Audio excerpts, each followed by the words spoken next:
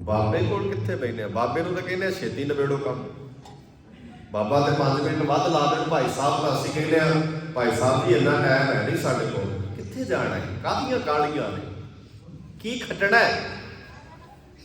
जिस घड़ी वास्ते 20 साल उਡੀਕਿਆ ਉਹਦੇ ਕੋਲ 20 ਮਿੰਟ ਤੇ ਰਹਿ ਲਓ, घड़ी 20 ਮਿੰਟ ਬਹਿ ਕੇ ਉਹਦੇ ਤੋਂ ਜਾਚ ਤਾਂ ਸਿੱਖ ਲਓ ਜ਼ਿੰਦਗੀ ਦੀ, ਜ਼ਿੰਦਗੀ ਜਿਉਣ ਦਾ ਤਰੀਕਾ ਕੀ ਹੈ, ਮਹਾਰਾਜ ਕੀ ਸਿਖਾਉਂਦੇ ਨੇ।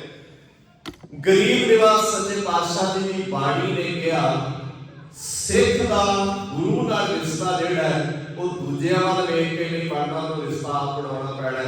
ਸਿੱਖ ਨੇ ਸੰਸਾਰ ਵਿੱਚ ਜ਼ਿੰਦਗੀ ਦੂਜਿਆਂ ਵੱਲ ਵੇਖ ਕੇ ਨਹੀਂ, ਜਿਹੜੇ ਉਹਨੇ ਆਪਣੀ ਜ਼ਿੰਦਗੀ ਜੀਣੀ ਹੈ। ਜਪਜੀ ਸਾਹਿਬ ਪੜ੍ਹ ਲਿਓ, ਮਹਾਰਾਜ ਨੇ ਕਿਹਾ ਮਨ ਜੀਤਾ, ਬੋਲੋ ਗੱਜ ਕੇ ਮਨ ਜੀਤਾ। ਜਪ ਜੀ ਜਿਹਨੇ ਮਨ ਜਿੱਤ ਲਿਆ ਉਹਨੇ ਜੱਗ ਜਿੱਤ ਲਿਆ। ਕਿਹਨੇ ਜਿੱਤਿਆ ਮਨ ਇੱਥੇ? ਨਾ ਕਿਸੇ ਧਰਮੀ ਬੰਦੇ ਨੇ ਜਿੱਤਿਆ ਜੇ ਤੇ ਨਾ ਕਿਸੇ ਆਮ ਬੰਦੇ ਨੇ ਜਿੱਤਿਆ, ਸਾਰੇ ਬੰਦੇ ਦੂਜਿਆਂ ਦੇ ਮਗਰ ਦੇਖਾ ਦੇਖੀ ਸਭ ਕਰ। ਦੁਨੀਆ ਦਾ ਬਹੁਤ ਵੱਡਾ ਹਿੱਸਾ ਵੇਖਾ ਵੇਖੀ ਕਰਦਾ, ਦੇਖਾ ਦੇਖੀ। ਤੁਸੀਂ ਵੇਖੋ ਰਿਵਾਜ ਨਹੀਂ ਹੈ ਪ੍ਰਭਾਤ ਫੇਰੀਆਂ ਨਿਕਲ ਤੇ ਜੇ 2 ਘਰ ਵਿੱਚ ਜਾਣ, ਅਗਲਾ ਕਹਿੰਦਾ ਸਾਡੇ ਘਰ ਵੀ ਲਿਆਇਓ ਪ੍ਰਭਾਤ ਫੇਰੀ, ਮਹਾਰਾਜ ਸਾਡੇ ਘਰ ਵੀ ਆਉਣੇ ਚਾਹੀਦੇ। ਚੰਗੀ ਗੱਲ ਹੈ, ਅਗਲੇ ਨੂੰ ਵੀ ਲੱਗਦਾ ਵੀ ਮੇਰੇ ਘਰ ਵੀ ਮਹਾਰਾਜ ਆਉਣ, ਪਰ ਤੁਹਾਨੂੰ ਕੀ ਲੱਗਦਾ ਵੀ ਉਹ ਮਹਾਰਾਜ ਆਪਣੇ ਘਰ ਤਾਂ ਲਿਆਉਣਾ ਚਾਹੁੰਦੇ ਨੇ, ਵੀ ਉਹ ਮਹਾਰਾਜ ਨੂੰ ਕੋਈ ਸਿੱਖਣਾ ਨਾ, ਉਹ ਇਸ ਕਰਕੇ ਲਿਆਉਣਾ ਚਾਹੁੰਦੇ ਨੇ ਵੀ ਜੇ ਇਹਦੇ ਘਰ ਆਇਆ ਤੇ ਮੇਰੇ ਘਰ ਵੀ ਆਉਣਾ ਚਾਹੀਦਾ। ਇਹ ਨਾ ਹੋਵੇ ਵੀ ਬਖਸ਼ਿਸ਼ਾਂ ਸਿਰਫ ਇਹਦੇ ਘਰ ਵਿੱਚ ਆ ਜਾਣ ਤੇ ਮੈਂ ਰਹਿ ਜਾਵਾਂ ਬਖਸ਼ਿਸ਼ ਤੋਂ ਵੱਧ ਜਾ। ਗਰੀਬ ਨਿਵਾਸ ਸੱਚੇ ਪਾਤਸ਼ਾਹ, ਗੱਲ ਬੜੀ ਚੰਗੀ ਹੈ, ਮੈਨੂੰ ਗੱਲ ਕੋਈ ਇਤਰਾਜ਼ ਨਹੀਂ। ਕੋਈ ਬੰਦਾ ਇਹ ਕਹਿੰਦੇ ਕਿ ਜੇ ਮਹਾਰਾਜ ਨੇ ਇੱਥੇ ਆਉਣਾ ਤੇ ਸਾਡੇ ਘਰ ਵੀ ਮਹਾਰਾਜ ਆਉਣੇ ਚਾਹੀਦੇ ਨੇ, ਪਰ ਸਵਾਲ ਇਹ ਵੀ ਮਹਾਰਾਜ ਦੀ ਮੰਨਣੀ ਕਿਹਨੇ ਹੈ?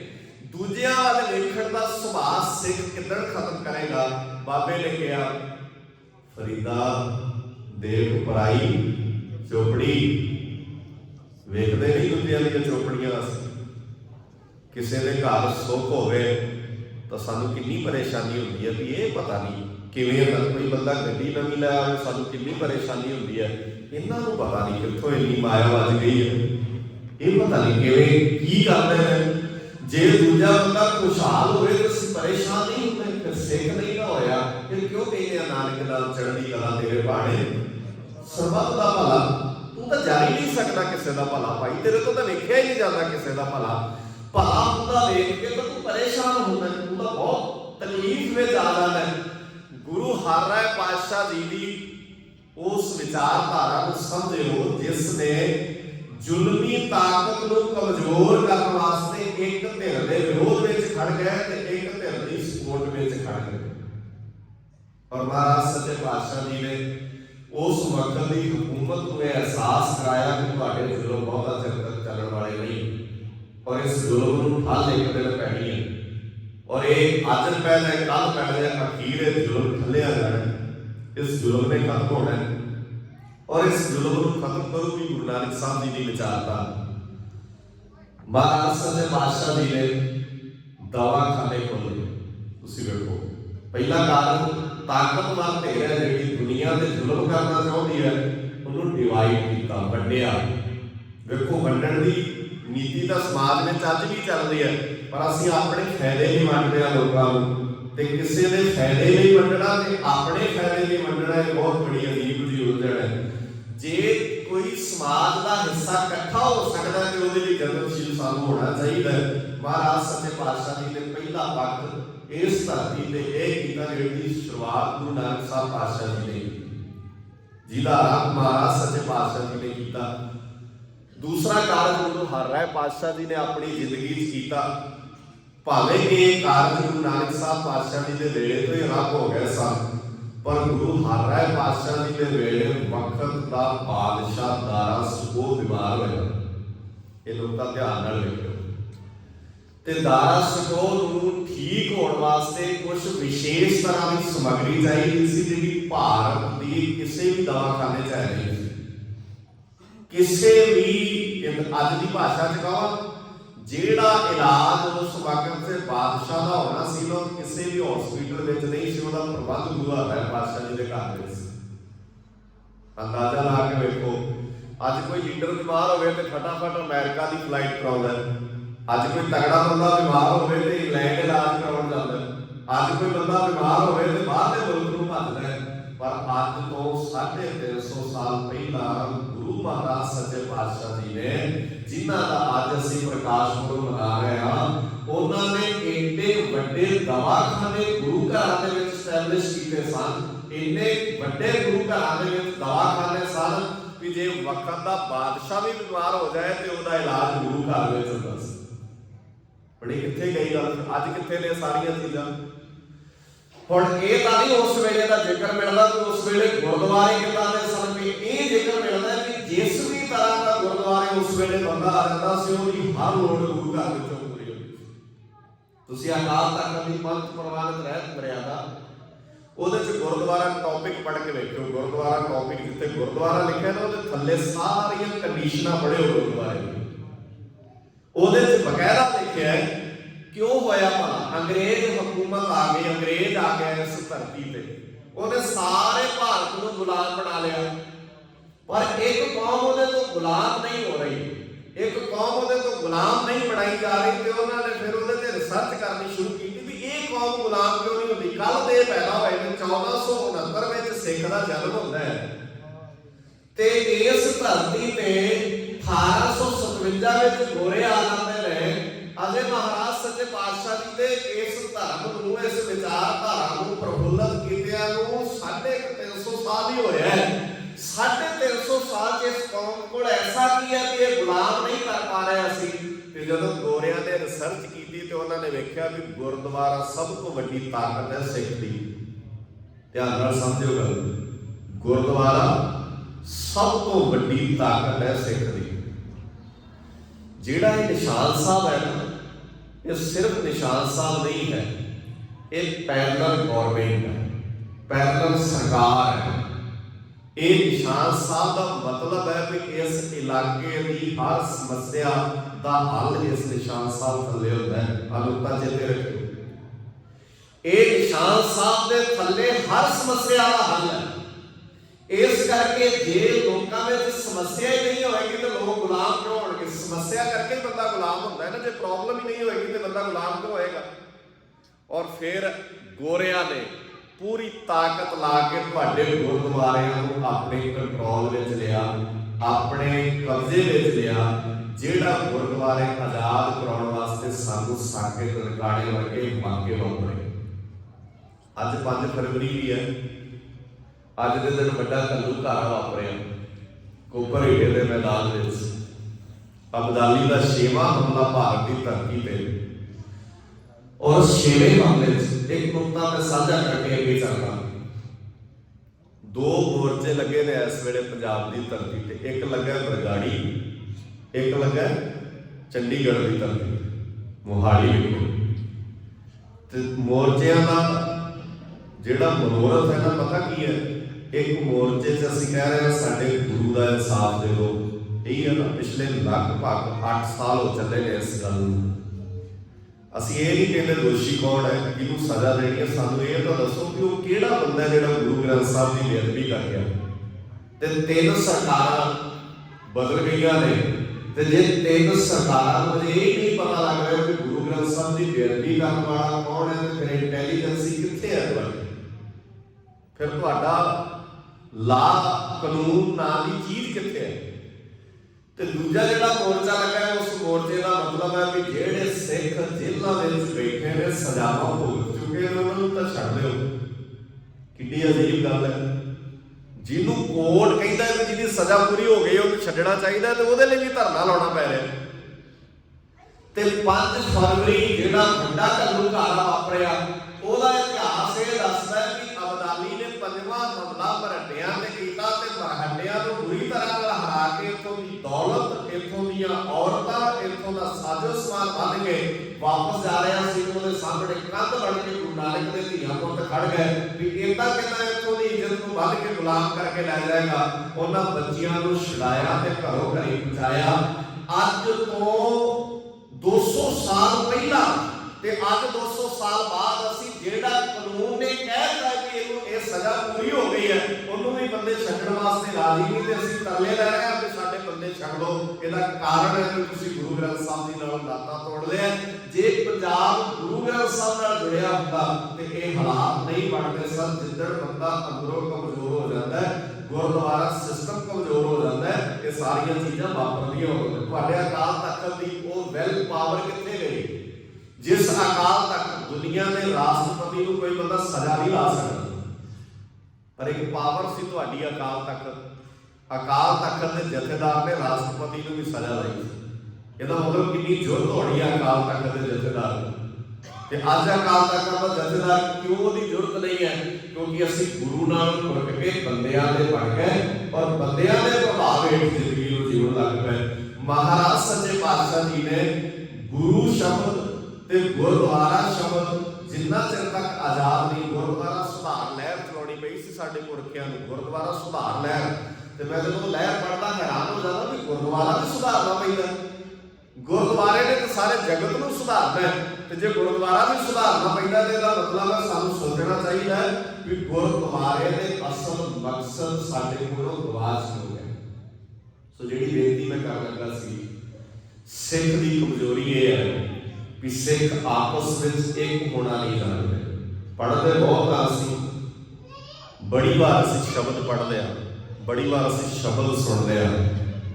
ਗੁਰੂ ਮਹਾਰਾਜ ਸੱਚੇ ਪਾਤਸ਼ਾਹ ਗੁਰੂ ਹਰਿ ਪਾਤਸ਼ਾਹ, ਹਾਲਾਂਕਿ ਬਹੁਤ ਸਾਰੀਆਂ ਘਟਨਾਵਾਂ ਵਾਪਰੀਆਂ, ਪਰ ਇੱਕ ਗੱਲ ਚੇਤੇ ਰੱਖਿਓ, ਗੁਰੂ ਹਰਿ ਪਾਤਸ਼ਾਹ ਜੀ ਨੇ ਗੁਰਦੁਆਰਿਆਂ ਦੇ ਨਾਲ ਏਡਾ ਵੱਡਾ ਉਸ ਵੇਲੇ ਹਸਪੀਟਲ ਸਿਸਟਮ, ਅੱਜ ਦਾ ਸ਼ਬਦ ਹਸਪੀਟਲ ਹੈ, ਉਸ ਵੇਲੇ ਦਾ ਸ਼ਬਦ ਹੁੰਦਾ ਸੀ ਗੁਰਦੁਆਰਿਆਂ ਦੇ ਨਾਲ ਵੈਦਖਾਨਾ।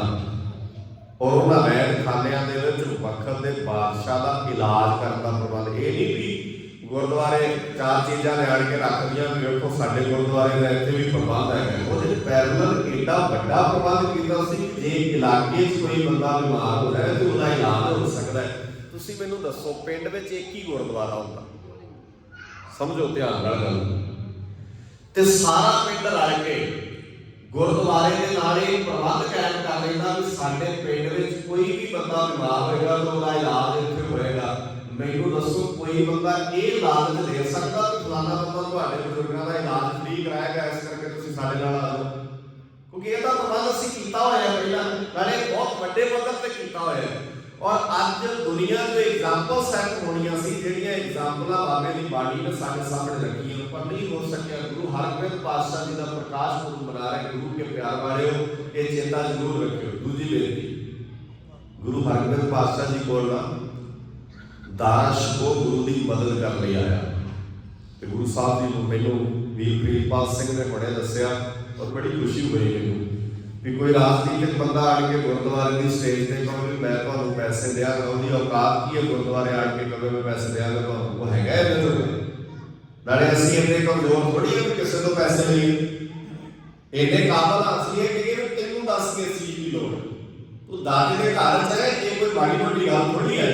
ਮਹਾਰਾਜ ਸੱਚੇ ਪਾਤਸ਼ਾਹ ਜੀ ਨੇ ਬਾਣੀ ਦੇ ਰਾਹੀਂ ਜਿਹੜਾ ਮੁਕਤਾ ਸਾਡੀ ਝੋਲੀ ਵਿੱਚ ਪਾਇਆ ਉਹਨੂੰ ਸਿੱਖੋ ਅੱਜ ਵੀ ਪੱਲੇ ਪਾ ਲਓ ਤੇ ਅਸੀਂ ਬਾਦਸ਼ਾਹ ਹੈ। ਮੇਰੇ ਬਾਬੇ ਦੇ ਬੋਲ ਝੂਠੇ ਨਹੀਂ ਕਿ ਗਰੀਬ ਸਿੱਖ ਨੂੰ ਦਿਓ ਬਾਦਸ਼ਾਹੀ, ਯਾਦ ਰੱਖੇ ਹਮਰੀ ਹੋਇਆ ਇਹ ਬੋਲ ਝੂਠੇ ਨਹੀਂ ਤੇਰੇ ਗੁਰੂ ਦੇ। ਤੇ ਜੇ ਸਿੱਖ ਅੱਜ ਦਵਾਈ ਦੇ ਬਦਲੇ, ਬੱਚਿਆਂ ਦੀ ਫੀਸ ਬਦਲੇ, ਚਾਰ ਛਿਲੜਾ ਦੇ ਬਦਲੇ ਕਿਸੇ ਦੇ ਹੱਥ ਜੋੜ ਲੈਗਾ ਤੇ ਇਹਦਾ ਮਤਲਬ ਹੈ ਤੁਸੀਂ ਆਪਣੇ ਗੁਰੂ ਦੇ ਸ਼ਬਦਾਂ ਨੂੰ ਝੂਠੇ ਬਾਤ ਹੈ। ਤੁਹਾਡਾ ਬਾਪੂ ਤੁਹਾਨੂੰ ਬਾਦਸ਼ਾਹ ਬਣਾ ਕੇ ਗਿਆ, ਸਾਨੂੰ ਕੋਈ ਗੱਲ ਨਹੀਂ ਬਣਾਇਆ।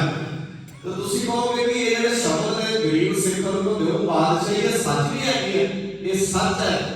ਜਦੋਂ ਅਬਦਾਲੀ ਭਾਰਤ ਦੀ ਧਰਤੀ ਤੇ ਆਇਆ, ਸਿੱਖਾਂ ਨਾਲ ਨਫ਼ਰਤ ਹੋ ਗਈ ਕਿ ਇਹ ਬੰਦੇ ਨਾ ਤੇ ਆਪ ਟਿਕ ਕੇ ਬੈਠਦੇ ਨੇ ਤੇ ਨਾ ਮੈਨੂੰ ਟਿਕ ਕੇ ਬੈਠ ਦਿੰਦੇ ਨੇ, ਮੈਨੂੰ ਜ਼ੁਲਮ ਨਹੀਂ ਕਰ ਦਿੰਦੇ। ਤੇ ਇਸ ਰੰਗ ਦਾ ਸਤਾਇਆ ਹੋਇਆ ਦਰਬਾਰ ਸਾਹਿਬ ਦੇ ਜੜ੍ਹਾਂ ਵਿੱਚ, ਦਰਬਾਰ ਸਾਹਿਬ ਦੀਆਂ ਨੀਹਾਂ ਵਿੱਚ ਬਰੂਦ ਭਰ ਕੇ ਦਰਬਾਰ ਸਾਹਿਬ ਨੂੰ ਉਡਾ ਗਿਆ ਸਦਾ ਵਾਸਤੇ।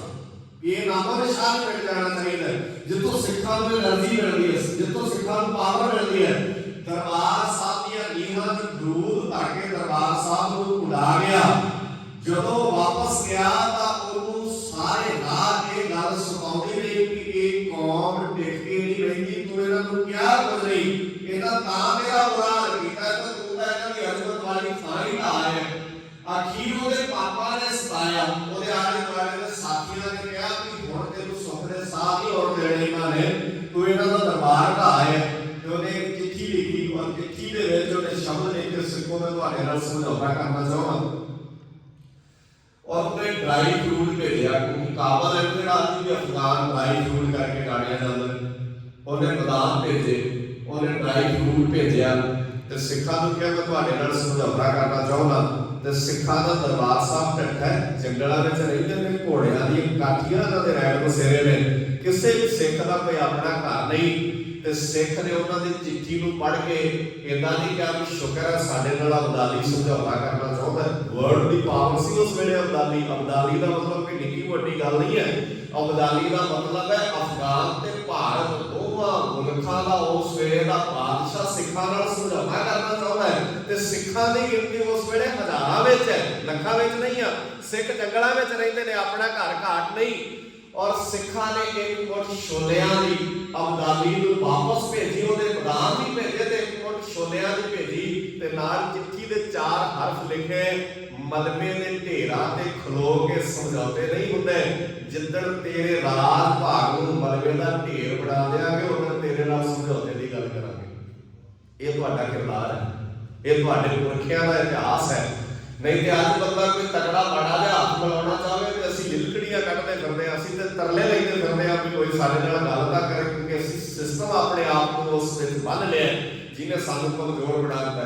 ਮਹਾਰਾਜ ਸੱਚੇ ਪਾਤਸ਼ਾਹ ਗੁਰੂ ਹਰਿਰਾਏ ਪਾਤਸ਼ਾਹ ਜੀ ਦੇ ਕੋਲ ਉਸ ਵੇਲੇ ਦਾ ਬਾਦਸ਼ਾਹ ਦਾਰਾ ਸ਼ਿਕੂ ਮਦਦ ਲੈ ਕੇ ਆਇਆ। ਕਹਿੰਦਾ ਮੈਂ ਗੁਰਦੁਆਰਿਆਂ ਦੇ ਨਾਮ ਨਾਲ ਕੁਝ ਜ਼ਗੀਰ ਤੇ ਕੁਝ ਜਾਇਦਾਦ ਲਾਉਣੀ ਚਾਹੁੰਦਾ। ਗੁਰੂ ਹਰਿਰਾਏ ਪਾਤਸ਼ਾਹ ਜੀ ਨੇ ਕਿਹਾ ਇਹ ਸਿੱਖਾਂ ਦੀ ਜ਼ਗੀਰ ਹੈ, ਸਿੱਖਾਂ ਦੀ ਜਾਇਦਾਦ ਹੈ ਤੇ ਸਿੱਖ ਆਪਣੀ ਮਰਜ਼ੀ ਨਾਲ ਇਹਦੇ ਨਾਲ ਜੋ ਲਾ ਦੇਣਗੇ ਉਹ ਲਾ ਦੇਣ।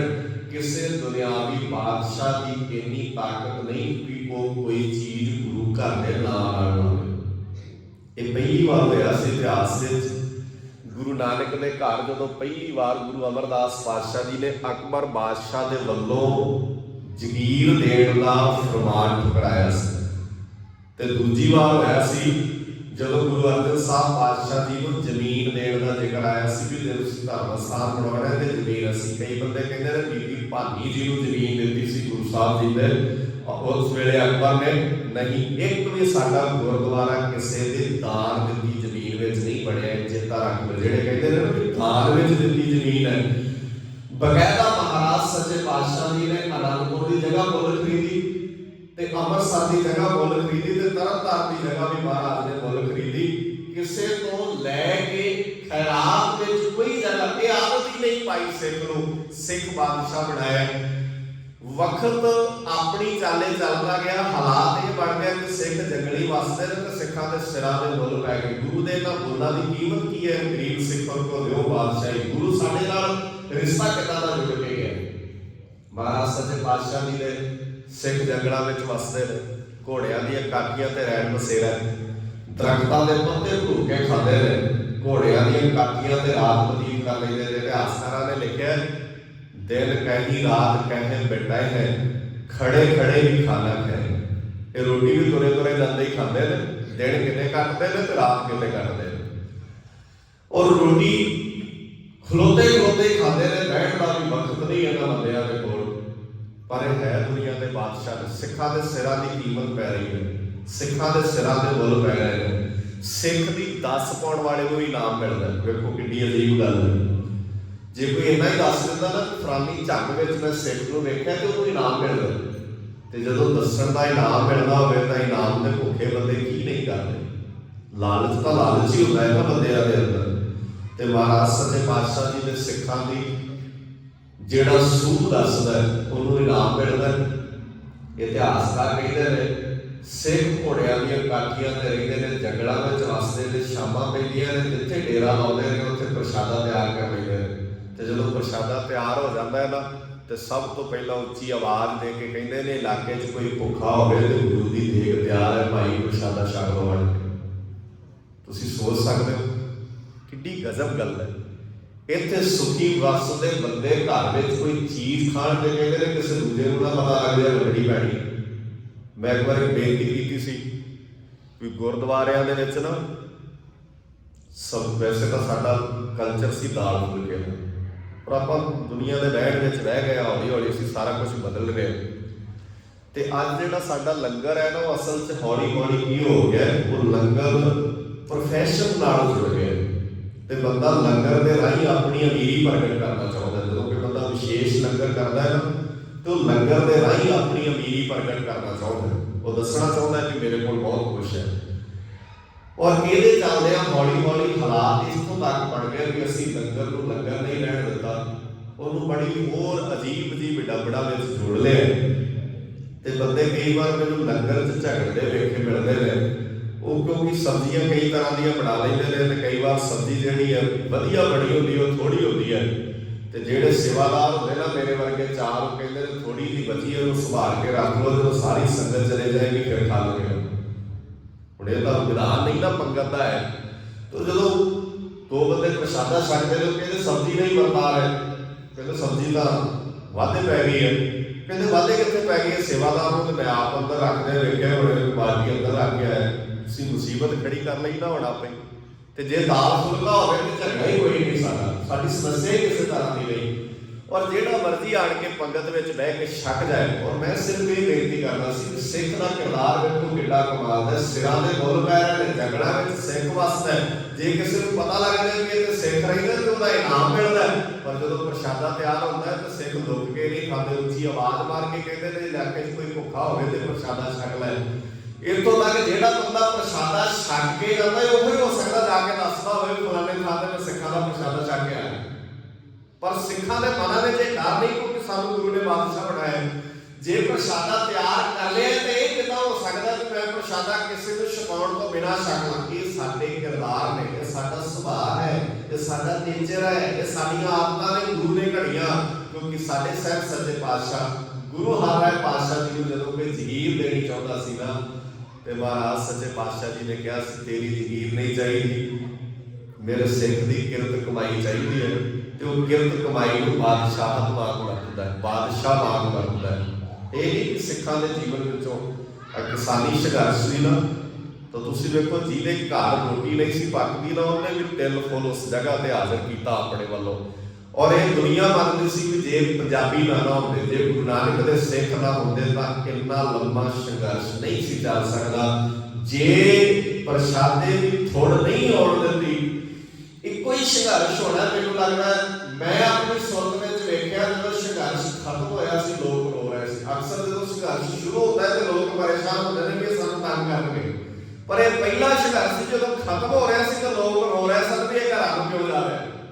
ਤੇ ਜਦੋਂ ਅਸੀਂ ਉੱਥੇ ਪੁੱਛਦੇ ਸੀ ਕਿ ਤੁਸੀਂ ਰੋ ਕਿਉਂ ਰਹੇ ਹੋ, ਤਾਂ ਉਹ ਕਹਿੰਦੇ ਸੀ ਪਹਿਲੀ ਵਾਰ ਧਰਤੀ ਤੇ ਤੁਰੇ ਫਿਰਦੇ ਰੱਬ ਅਸੀਂ ਵੇਖੇ ਨੇ, ਜਿਹੜੇ ਆਪ ਰੋਟੀ ਦੀ ਬੁਰਕੀ ਮੂੰਹ ਵਿੱਚ ਬਾਅਦ ਵਿੱਚ ਪਾਉਂਦੇ ਸੀ, ਦੂਜਿਆਂ ਦੇ ਮੂੰਹ ਵਿੱਚ ਪਹਿਲਾਂ ਪਾਉਂਦੇ। ਸੋ ਅੱਜ ਵੀ ਹੈ ਸਾਡੇ ਸੁਭਾਅ ਵਿੱਚ, ਇਹ ਨਹੀਂ ਮੁੱਕ ਗਿਆ, ਪਰ ਅਸੀਂ ਉਹ ਬਾਖੂਬੀ ਚੀਜ਼ਾਂ ਨੂੰ, ਕਿ ਗੁਰੂ ਨਾਲ ਰਿਸ਼ਤਾ ਘਟਾ ਲਿਆ, ਗੁਰਦੁਆਰੇ ਨਾਲ ਸਾਡੀ ਸਾਂਝ ਘਟ ਗਈ ਹੈ, ਬੰਦਾ ਬਿਜੀ ਹੋ ਗਿਆ ਤੇ ਬਿਜੀ ਲਾਈਫ ਵਿੱਚ ਹੋਣ ਕਰਕੇ ਅਸੀਂ ਫਾਸਟ ਹੋ ਗਏ ਆ ਸਾਰੇ। ਤੇ ਹੁਣ ਸਾਨੂੰ ਸਾਰੀਆਂ ਚੀਜ਼ਾਂ ਰੈਡੀਮੇਡ ਦੀਆਂ ਚਾਹੀਦੀਆਂ ਨੇ। ਇਸ ਕਰਕੇ ਤੁਸੀਂ ਬਾਣੀ ਨਹੀਂ ਕਿਸੇ ਤੋਂ ਪੜਾਉਣ ਲੱਗ ਪਏ ਹੋ, ਤੁਸੀਂ ਬਾਣੀ ਦਾ ਫਲਾ ਆਦੇਸ਼ ਲੈਣਾ ਚਾਹੁੰਦੇ ਹੋ, ਬਾਣੀ ਦਾ ਉਪਦੇਸ਼ ਤਾਂ ਲੈਣਾ ਹੀ ਨਹੀਂ ਚਾਹੁੰਦੇ। ਮਹਾਰਾਜ ਸੱਚੇ ਪਾਤਸ਼ਾਹ ਜੀ ਨੇ ਇਹ ਕਾਰਜ ਧਰਤੀ ਤੇ ਕਰਕੇ ਵਿਖਾਇਆ। ਮਹਾਰਾਜ ਸੱਚੇ ਪਾਤਸ਼ਾਹ ਜੀ ਨੇ ਇਹ ਗੁਣ ਸਾਡੀ ਝੋਲੀ ਵਿੱਚ ਪਾਇਆ ਕਿ ਸਿੱਖ ਨੇ ਕਿਸੇ ਵੱਲ ਹੱਥ ਕੱਢ ਕੇ ਨਹੀਂ ਵੇਖਣਾ। ਤੇ ਤੁਸੀਂ ਵੇਖੋ, ਪਹਿਲਾਂ ਤੇ ਆਪਾਂ ਕੱਲਾ ਦਾਜ ਦੀ ਗੱਲ ਕਰਦੇ ਸੀ ਵੀ ਦਾਜ ਸਮੱਸਿਆ ਹੈ, ਹੁਣ ਤਾਂ ਇਹਦੇ ਨਾਲੋਂ ਵੀ ਵੱਡੀ ਸਮੱਸਿਆ ਹੈ। ਪਿਛਲੇ 5-7 ਸਾਲਾਂ 'ਚ ਮੈਨੂੰ ਲੱਗਦਾ 5-7 ਕੇਸ 10 ਤਾਂ ਇਦਾਂ ਦੇ ਹੋਣੇ ਆ ਜਿਹੜੇ 20-20 ਲੱਖ ਰੁਪਈਆ, 30-30 ਲੱਖ ਰੁਪਈਆ ਲਾ ਕੇ ਕਿਸੇ ਦੇ ਬੱਚੇ ਤੇ 20 ਲੱਖ ਰੁਪਈਆ ਲਾਤਾ ਵੀ ਤੇਰੇ ਤੇ ਲਾ ਦਿੰਦੇ ਆ, ਤੂੰ ਸਾਡੇ ਵਾਲਾ ਬਾਹਰ ਲੈ ਲਈ। ਉਹ ਬਾਹਰ ਜਾ ਕੇ ਮੁੱਕਰ ਗਿਆ, ਇੱਥੋਂ ਵਾਲੇ ਨੇ ਸੁਸਾਇਡ ਕਰ ਲਿਆ। ਇਹ ਕਿਹੜਾ ਸਿੱਖ ਹੈ? ਇਹ ਕਿਸ ਕਿਰਦਾਰ ਦੀਆਂ ਗੱਲਾਂ ਨੇ? ਸੌਦੇ ਹੋ ਕਹਿੰਦੇ ਸਾਡੇ ਕੋਈ ਵੱਡੀ ਹੈ, ਤੇ ਫਿਰ ਅਸੀਂ ਕਹਿੰਦੇ ਹਾਂ ਰਿਸ਼ਤਿਆਂ 'ਚ ਕਦਰ ਨਹੀਂ ਰਹਿ ਗਈ। ਰਿਸ਼ਤਿਆਂ 'ਚ ਕਦਰ ਕੀ ਰਹਿ ਜਾਣੀ ਹੈ? ਜਿਸ ਬਾਬੇ ਨੇ ਲਿਖਿਆ ਸਤ ਸੰਤੋਖ ਕਰ ਭਾਉ ਕੁੜਮ ਕੁੜਮਾਈ ਆਇਆ ਬਲਰਾਮ ਜੀ, ਸੰਤ ਜਨਾ ਕਰ ਮੇਲ ਗੁਰਬਾਣੀ ਗਵਾਈਆ ਬਲਰਾਮ ਜੀ, ਗੁਰਬਾਣੀ ਗਾਈ ਪਰਮਗਤ ਪਾਈ ਪੰਚ ਮਿਲੇ ਸੁਹਾਇਆ, ਗਿਆ ਕਰੋਲ ਮਮਤਾ ਤਨ ਨਾ ਕੀ ਪਾਖੰਡ ਭਰਮ ਗਵਾਇਆ, ਹੋਵੇ ਪੀਰ ਗਈ ਸੁਖ ਪਾਇਆ ਅਰੋਗਤ ਪੈਰ ਸਰੀਰਾ। जिदन होमे की पीड़ निकलेगी तेरी जिंदगी के अंदरों, और होमे की पीड़ असी तो प्रगट करना चाहते हैं। गुरु हरराय पातशाह जी ने अपनी जिंदगी के अंदर बहुत वडमुल्ले कार्य किए। 2200 घोड़ महाराज सच्चे पातशाह जी 2200 घोड़ सवार की फौज रखते सन।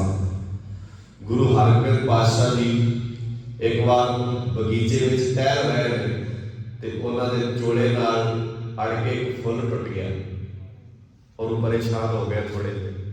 गुरु हरगोबिंद पातशाह जी ने पूछा, बच्चे की होया, तेरे चेहरे की रौनक क्यों उड्डी हुई?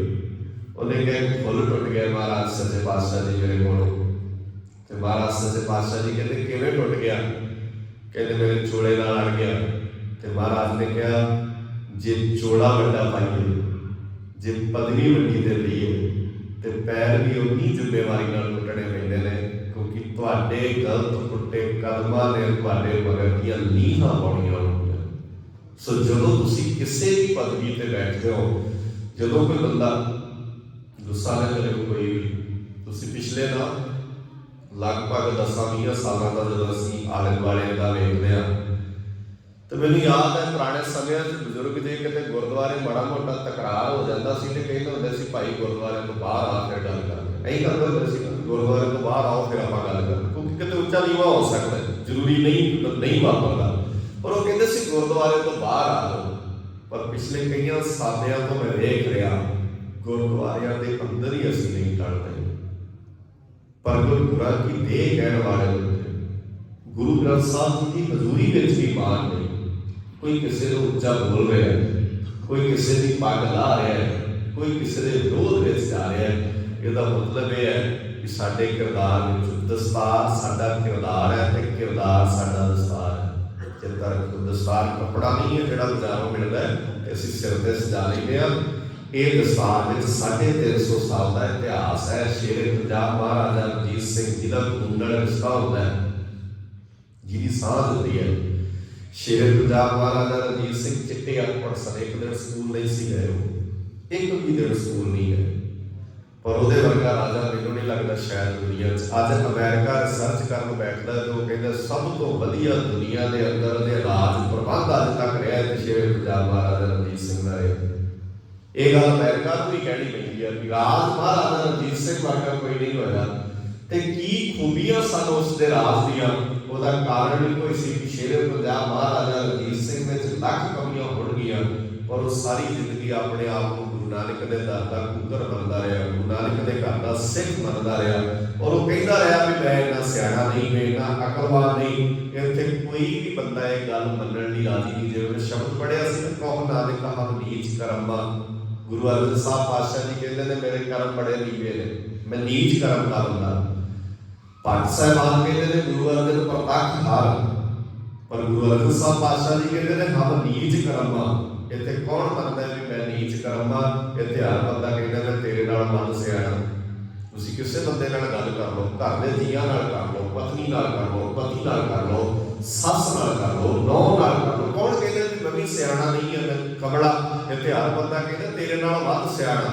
सियाणप ने अज समाज का वध नुकसान किया है।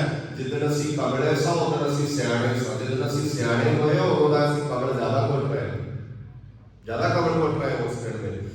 गरीब निवास सच्चे पातशाह जी की बाणी के बोल साडी जिंदगी चो विछड़ गए। शेरे पंजाब महाराजा रणजीत सिंह सिर ते दस्तार सजाउंदे ते उन्हां कोल दुनिया का सब तो बेसकीमती हीरा होया करदा सी, जिन्हों असीं कोहिनूर हीरा कहते हैं। अजकल बरतानिया के सिखा का राज किया तो साडा सारा कुछ चलता रहा, इस बंदे में बहुता नहीं जाना। वो हीरा महाराज सच्चे पातशाह जी अक्सर अपने डोले नाल बन के रखते, उन्होंने डोले नाल सजा के रखते। तो एक बार एक विदेशी पत्रकार महाराजा रणजीत सिंह को आया, उन्होंने पूछता है शेरे पंजाब महाराजा रणजीत सिंह को पत्रकार कहता है ये कीमती हीरा तुसीं अपने डोले नाल क्यों बन के रखते? महाराज को अंग्रेजी नहीं सी आउंदी, तो सवाल अंग्रेजी में किया, दुभाषिया ट्रांसलेटर से जिहड़ा उन्हें ट्रांसलेट करके दस्सिया कि पत्रकार सवाल करता कि राजा ने हीरा एक कोहिनूर हीरा तुसीं डोले नाल क्यों बन्निया?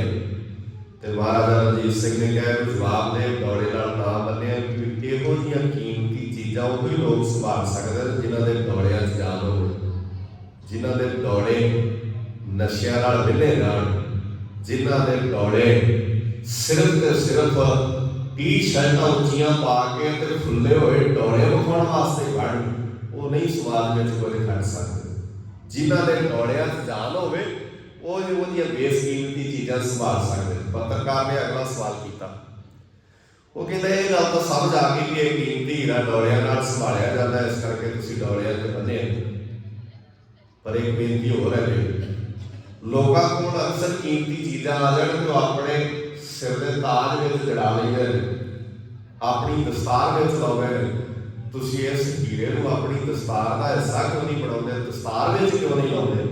ਤੇ ਸ਼ੇਰੇ ਪੰਜਾਬ ਮਹਾਰਾਜਾ ਰਣਜੀਤ ਸਿੰਘ ਨੇ ਕਿਹਾ, ਇਹਨੂੰ ਦੱਸ ਦੇ ਹੀਰਾ ਲੱਖ ਕੀਮਤੀ ਹੋਵੇ, ਇਹਦੀ ਲੱਖ ਕੀਮਤ ਹੋਵੇ, ਪਰ ਇਹਦੀ ਇੰਨੀ ਔਕਾਤ ਨਹੀਂ ਸਰਬੰਸ ਵਾਰ ਕੇ ਦਿੱਤੀ ਦਸਤਾਰ ਦੇ ਉੱਪਰ ਸੱਜ ਸਕੇ।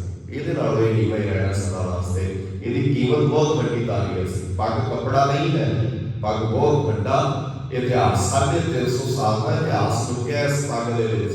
ਜਦੋਂ ਸਿਰ ਤੇ ਪੱਗ ਬੰਨ੍ਹ ਕੇ ਤੁਸੀਂ ਨਿਕਲਦੇ ਹੋ, ਤੁਹਾਨੂੰ ਇਹ ਲੱਗਦਾ ਮੈਂ ਪੱਗ ਦੁਕਾਨ ਤੋਂ ਖਰੀਦੀ ਹੈ ਤੇ ਸਿਰ ਤੇ ਸਜਾ ਲਈ ਹੈ। ਨਹੀਂ, ਇਸ ਪੱਗ ਦੇ ਬਦਲੇ ਕਿਸੇ ਨੇ ਆਪਣਾ ਟੱਬਰ ਵਾਰਿਆ, ਕਿਸੇ ਨੇ ਸਰਬੰਸ ਮਾਰਿਆ, ਕਿਸੇ ਨੇ ਕੱਲਾ 92 ਮੈਂਬਰ ਭਾਈ ਮਨੀ ਸਿੰਘ ਨੇ ਇਸ ਦਸਤਾਰ ਦੇ ਬਦਲੇ ਆਪਣੇ ਘਰ ਦੇ ਕੁਰਬਾਨ ਕੀਤੇ ਨੇ। 92 ਮੈਂਬਰ, ਜਿਹੜਾ ਬੰਦਾ 92 ਰੁਪਏ ਗੁਰਦੁਆਰੇ ਦੇ ਦੇ ਨਾ, ਉਹ ਵੀ ਸਪੀਕਰ 4 ਵਾਰ ਆਪਣਾ ਨਾਮ ਬੁਲਾਉਣਾ ਚਾਹੁੰਦਾ ਹੈ। ਇੱਥੇ 92 ਜੀ ਮਾਰੇ ਨੇ ਭਾਈ ਮਨੀ ਸਿੰਘ ਨੇ ਇਸ ਦਸਤਾਰ ਦੀ ਖੂਬਸੂਰਤੀ ਦੇ ਬਦਲੇ, ਜਿਹਦਾ ਆਕਾਸ਼ ਵਿੱਚ ਜ਼ਿਕਰ ਆਉਂਦਾ ਹੈ।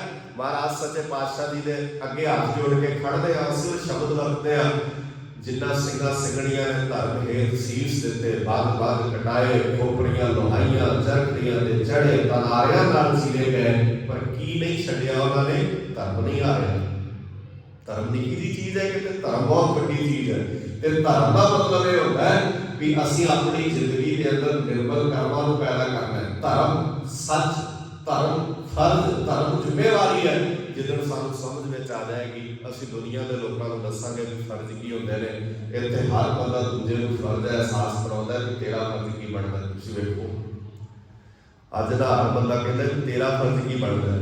ਗੁਰੂ ਸਾਹਿਬ ਜੀ ਕਹਿੰਦੇ ਦੂਜਿਆਂ ਨੂੰ ਦੱਸਣ ਤੋਂ ਪਹਿਲਾਂ ਇਹ ਵੇਖ ਵੀ ਮੇਰਾ ਫਰਜ਼ ਕੀ ਬਣਦਾ। ਆਪਾਂ ਆਪਣੇ ਘਰ ਵਿੱਚ ਨਾ, ਆਪਾਂ ਬੜੇ ਬੱਚੇ ਕਹਿੰਦੇ ਨੇ ਸਾਡੇ ਮਾਂ-ਬਾਪ ਦਾ ਫਰਜ਼ ਬਣਦਾ, ਤੇ ਬੱਚੇ ਕਹਿੰਦੇ ਨੇ, ਮਾਂ-ਬਾਪ ਕਹਿੰਦੇ ਨੇ ਸਾਡੇ ਬੱਚਿਆਂ ਦਾ ਫਰਜ਼ ਬਣਦਾ।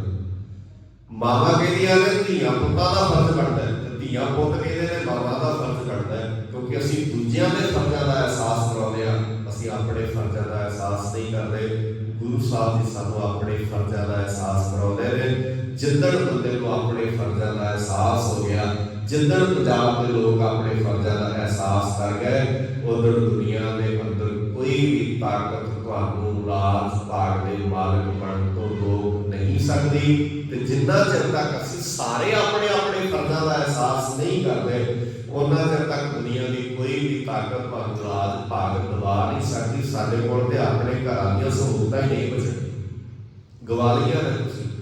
ਪਾਣੀ ਜ਼ਹਿਰੀਲਾ ਹੋ ਗਿਆ ਪੰਜਾਬ ਦਾ ਪਾਣੀ। ਮੈਂ ਪਿਛਲੇ ਦਿਨੀ ਇੱਕ ਰਿਪੋਰਟ ਪੜ੍ਹਦਾ ਸੀ, ਅੰਬਾਲੇ ਤੋਂ ਲੈ ਕੇ ਇਸ ਤੁਹਾਡੀ ਬੈਂਕ ਤੱਕ ਜਦੋਂ ਪਾਣੀ ਚੈੱਕ ਕੀਤਾ ਜਾਂਦਾ ਹੈ ਤਾਂ ਜਿਹੜਾ ਪਾਣੀ ਦੇ ਵਿੱਚ TDS ਹੈ, ਤਾਂ ਪਾਣੀ ਜਿਹੜਾ ਜ਼ਹਿਰ ਦੀ ਮਾਤਰਾ ਹੈ, ਜੇ ਅੰਬਾਲੇ 600 ਹੈ ਤੇ ਤੁਹਾਡੇ ਇੱਥੇ ਪਹੁੰਚਦੇ ਲਗਭਗ 4000 ਦੇ ਲੱਗੇ ਹੈ। 4000 ਮਸ਼ੀਨਾਂ ਵੀ ਚੈੱਕ ਨਹੀਂ ਕਰਦੀਆਂ। ਹਵਾ ਵਿੱਚ ਜ਼ਹਿਰ ਅਸੀਂ ਘੋਲਿਆ ਹੈ। ਨਾ ਤੁਸੀਂ ਪਾਣੀ ਪਵਿੱਤਰ ਰਹਿਣ ਦਿੱਤਾ ਤੇ ਨਾ ਤੁਸੀਂ ਹਵਾ ਪਵਿੱਤਰ ਰਹਿਣ ਦਿੱਤੀ। ਇਹ ਪੰਜਾਬ ਦੀ ਆਪੋ ਹਵਾ ਹੈ, ਬੜੀ ਪਵਿੱਤਰ ਹਵਾ ਸੀ ਇੱਥੋਂ। ਇਹਨੂੰ ਪੰਜਾਬ ਕਿਉਂ ਕਹਿੰਦੇ ਨੇ? ਵਕਤ ਨਹੀਂ ਇਸ ਬੰਦੇ ਵਿੱਚ ਬਹੁਤਾ ਡਿਟੇਲ 'ਚ। ਇਹ ਗੁਰਾਂ ਦਾ ਪੰਜਾਬ ਕਿਉਂ ਸੀ? ਕਿਉਂਕਿ ਇਹਦੀ ਹਵਾ ਵਿੱਚ ਵੀ ਖੂਬਸੂਰਤੀ ਹੈ, ਇੱਥੋਂ ਦੇ ਪਾਣੀ ਵਿੱਚ ਵੀ ਖੂਬਸੂਰਤੀ ਸੀ, ਇੱਥੋਂ ਦੇ ਲੋਕਾਂ ਵਿੱਚ ਖੂਬਸੂਰਤੀ ਸੀ। ਅਸੀਂ ਦੂਜਿਆਂ ਦੀ ਜ਼ਿੰਦਗੀ ਜਿਉਣ ਵਾਲੇ ਬਣੇ ਸਾਂ, ਅਸੀਂ ਦੂਜਿਆਂ ਦੇ ਦੁੱਖ ਵੰਡਾਉਣੇ ਹੁੰਦੇ ਸਾਂ ਸਾਨੂੰ। ਅਸੀਂ ਦੂਜਿਆਂ ਦੀਆਂ ਸਮੱਸਿਆਵਾਂ ਦੂਰ ਕਰਨ ਵਾਸਤੇ ਸਾਡੇ ਬਾਬੇ ਨਾਨਕ ਨੇ ਬਿਰਤ ਪਾਈ ਹੈ ਆਪਣੀ ਜ਼ਿੰਦਗੀ ਦਾ ਹਰ ਸੁੱਖ ਤਿਆਗ ਦਾ ਸਾਡੀ ਜ਼ਿੰਦਗੀ 'ਚ ਸੁੱਖ ਪੈਦਾ ਕਰਨ ਦੇ ਬੰਦੇ। ਮਹਾਰਾਜ ਸੱਚੇ ਪਾਤਸ਼ਾਹ ਜੀ ਨੇ 80 ਸਾਲ ਦੀ ਬਜ਼ੁਰਗ ਬੇਬੇ ਵਾਰੀ ਸਾਡੇ ਪਿਤਾ ਵਾਰਿਆ, ਪੁੱਤਰ ਚਾਰੇ ਵਾਰੇ, ਉਹ ਸਿੱਖਾਂ ਤੇਰੀ ਸ਼ਾਨ ਬਦਲੇ। ਕੀ ਮੁੱਲ ਪਾਇਆ ਗੁਰੂ ਦਾ? ਅਸੀਂ ਕਦੀ ਸੋਚਿਆ ਧਿਆਨ ਨਾਲ? ਕਦੀ ਗੌਰ ਕੀਤਾ?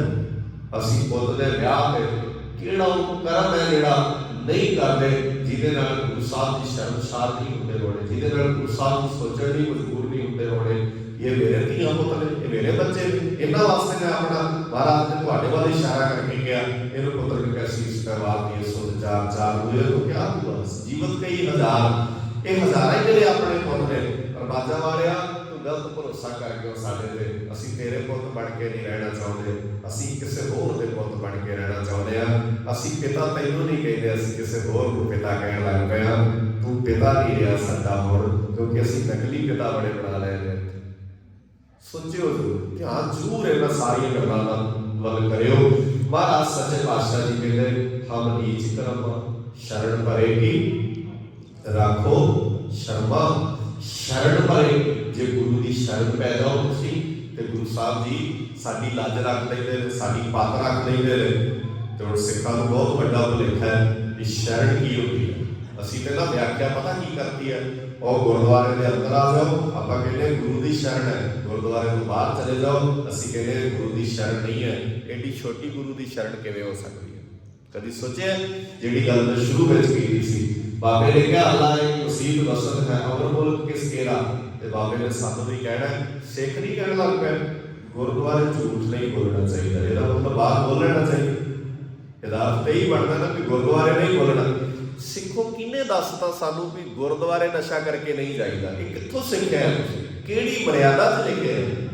ਕਿਹੜੇ ग्रंथ से गल लिखी है? ਕਿਹੜੇ इतिहास में ये गल लिखी है भी नशा करके गुरुद्वारे नहीं जाईदा? गुरुद्वारा गुरु करके होता है, गुरु ग्रंथ साहब ते लिखे सिख ने नशा करना ही नहीं, ये लिखे ही नहीं कित्थे करना है ते कित्थे नहीं करना। ये ते व्याख्या असीं कर ली कि इत्थे करना इत्थे नहीं करना, क्योंकि महाराज की तो इत्थों तक ही चलती है। ਜਿਹੜਾ ਬਾਬਾ ਬਾਣੀ ਦੇ ਵਿੱਚ ਇਹ ਕਹਿਣਾ ਚਾਹੁੰਦਾ ਹੈ ਕਿ ਗੁਰੂ ਸਦੀਵੀ ਹੁੰਦਾ ਹੈ, ਗੁਰੂ ਹਰ ਥਾਂ ਤੇ ਹੁੰਦਾ ਹੈ, ਉਹਦੇ ਸਿੱਖ ਦਵਾਈਆਂ ਦੇ ਕੇ ਕਹਿ ਰਹੇ ਕਿ ਗੁਰੂ ਤੇ ਸਿਰਫ ਗੁਰਦੁਆਰੇ ਤੱਕ ਹੀ ਹੁੰਦਾ ਹੈ, ਘਰ ਗੁਰੂ ਥੋੜੀ ਹੁੰਦਾ ਹੈ। ਤੇ ਜੇ ਤੁਸੀਂ ਗੁਰੂ ਦੀ ਸ਼ਰਨ ਸਮਝ ਲਓ, ਸ਼ਬਦ ਬੜਾ ਕੀਮਤੀ ਮਹਾਰਾਜ ਨੇ ਵਰਤਿਆ, ਮੈਂ ਸਮਾਪਤੀ ਵਾਲੇ ਬੰਦੇ ਵਾਂ ਦਾ ਸਮਾਂ ਕਾਫੀ ਹੋ ਗਿਆ।